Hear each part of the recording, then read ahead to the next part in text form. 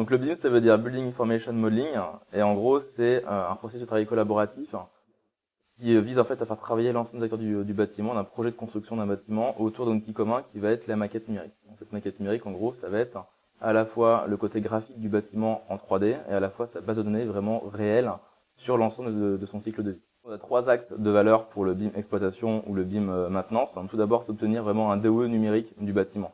Donc c'est l'ensemble de la doc technique du bâtiment qui est centralisé, historisé dans la maquette numérique. Également l'ensemble des informations en fait des éléments qui constituent le bâtiment qui sont également stockés en dur vraiment dans la maquette numérique. L'autre enjeu, c'est de tenir à jour justement cette base de données pour pas perdre du coup sa valeur dans le temps.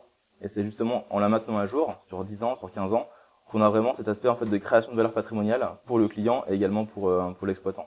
Donc le troisième et dernier enjeu global, on va dire, pour la BIM exploitation, ça va être en fait de faire converger tout ce qui est données statiques, donc issues de la maquette numérique, DO numérique notamment, et données dynamiques issues d'outils métiers en fait de l'exploitant, du mainteneur. Pour ça, en fait, si on arrive à le faire, on va créer de nouveaux services vraiment pour le client. Pour adresser ces 3 enjeux du BIM exploitation, il y a une nouvelle fonction, voire un nouveau service qui va émerger. En fait, c'est la fonction de BIM manager exploitation. Donc c'est un nouveau métier qui va devoir apparaître.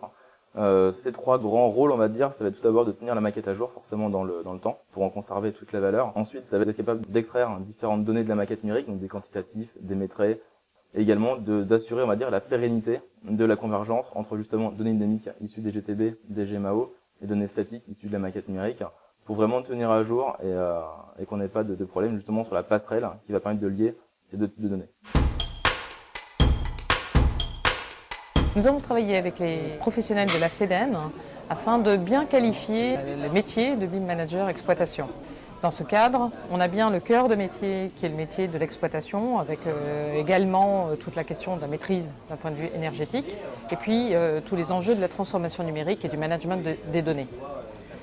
Ça a permis effectivement de travailler sur un parcours qui par ailleurs intègre tout ce qui est gestion de projet collaboratif propre au BIM, et management d'équipe, bien sûr, couplé avec, d'une part, un parcours numérique pour la maîtrise des outils, des logiciels, et bien sûr, l'interopérabilité avec les systèmes métiers, et puis, de l'autre côté, renforcer tout ce qui est utilisation de ces données au service des métiers, de l'exploitation et de la maîtrise d'un point de vue énergétique.